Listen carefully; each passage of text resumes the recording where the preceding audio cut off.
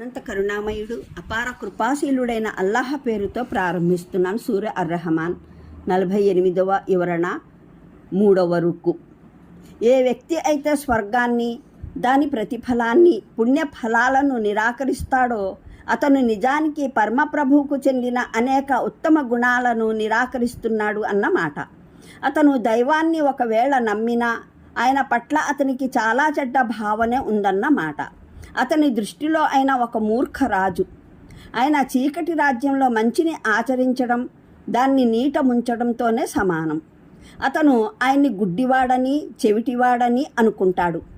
ఆయనకు తన దైవత్వంలో ఎవరూ దైవ ప్రసన్నత కోసం ప్రాణం, ధనం, శ్రమ, మనోమయ శక్తుల త్యాగాలు సమర్పించుకుంటున్నాడో తెలియదు అని అనుకుంటాడు.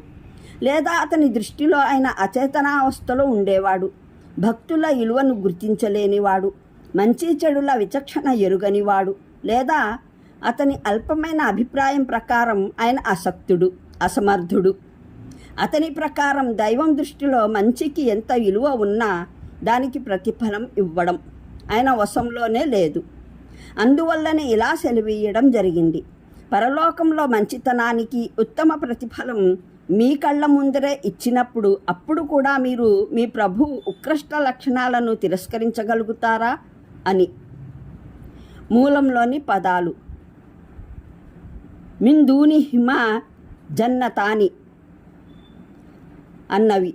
దూన్ అన్న పదం అరబీ భాషలో 3 విభిన్న అర్థాలలో ప్రయోగించబడుతుంది. 1 ఒక ఎత్తైన స్థలానికి దిగువన ఉండటం. 2 ఒక ఉత్తమమైన శ్రేష్టమైన వస్తువుకి ఎదురుగా అల్పమైన దవడం. 3 ఒక వస్తువుకు బదులుగా మరొకటి కావడం లేదా దానికి అదనంగా ఉండటం. ఈ విభిన్న అర్థాల కారణంగా ఈ పదాల వల్ల ఏర్పడ్డ ఒక ఆస్కారం ఏమిటంటే, ప్రతి స్వర్గవాసికి మునుపటి 2 తోటలకు మరి ఈ 2 తోటలు అదనంగా ఇవ్వబడతాయన్నది. రెండవ ఆస్కారం ఏమిటంటే, ఈ 2 తోటలు పైన పేర్కొన్న 2 తోటలకు పోల్చితే స్థానం రీత్యా లేదా స్థాయి రీత్యా క్రిందివి అయి ఉంటాయి. అంటే తొలి 2 తోటలైతే ఎత్తులో ఉండగా ఇవేమో వాటి దిగువన ఉంటాయి. లేదా తొలి 2 తోటలు ఉన్నత స్థాయివైతే ఇవి వాటికి తక్కువ స్థాయివై ఉంటాయి. మొదటి ఆస్కారాన్ని అనుసరిస్తే దీని భావం అదనపు 2 తోటలు కూడా పైన ప్రస్తావించిన స్వర్గవాసులకు చెందినవే అన్నమాట. రెండవ ఆస్కారాన్ని అనుసరించిన పక్షంలో భావం తొలి 2 తోటలు సన్నిహితులకై ఉంటాయి, మరి ఈ 2 తోటలు కుడి ప్రక్క వారికై ఉంటాయి. ఈ రెండవ ఆస్కారానికి బలం చేకూర్చే విషయం ఏమిటంటే, వాఖ్యా సూరాలో సజ్జనులైన వారి 2 రకాల ప్రస్తావన ఉంది. 1 అగ్రగాములైన వారు, వారినే సన్నిహితులైన వారు అని అనడం జరిగింది. 2 కుడి ప్రక్కవారు, వీరినే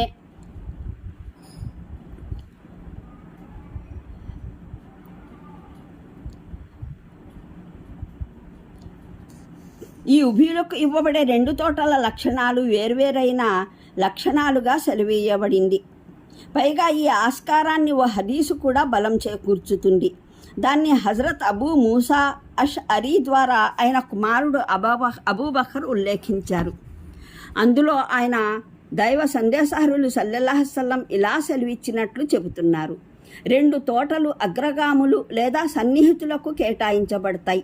వాటి పాత్రలు, అలంకరణ సామాగ్రి ప్రతిదీ బంగారుదే అయి ఉంటుంది. మరి 2 తోటలు అనుయాయులు లేదా కుడిప్రక్క వారి కొరకు ఉంటాయి. వాటిలో ప్రతి వస్తువు వెండిదై ఉంటుంది. ఫతహుల్ బారీ కితాబు తఫ్సీర్ అర్-రహమాన్ సూరా.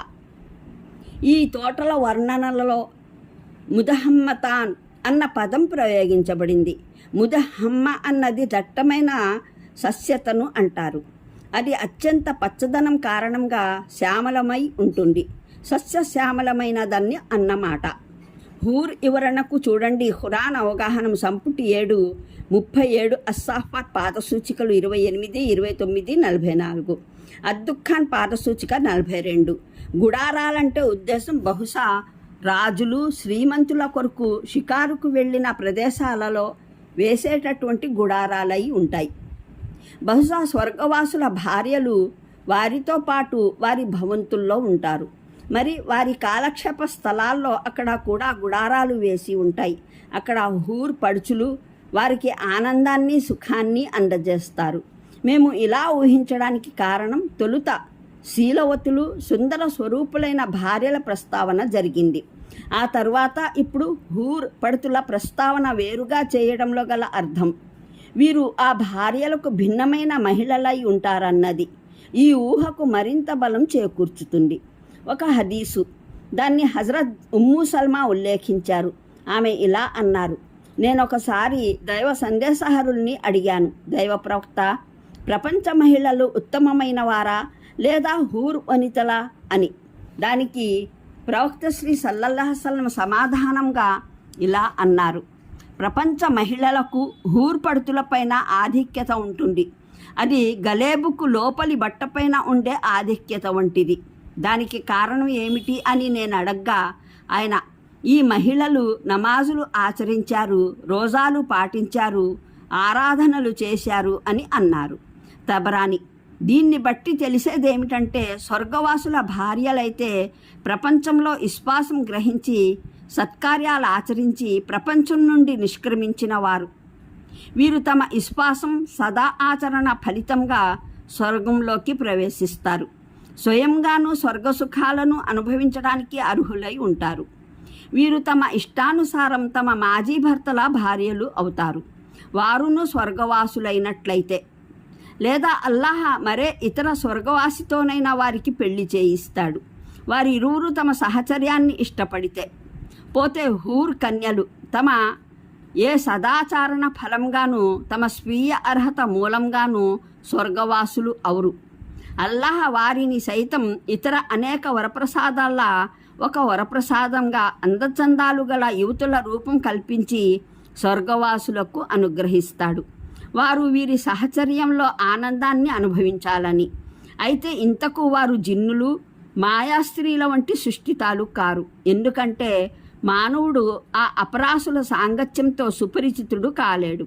అందువల్ల బహుశా వారు స్వర్గానికి అర్హులు కాకపోయినా తల్లిదండ్రుల సంతానం పిన్న వయసులోనే మరణించిన అమాయక బాలికలై ఉంటారు.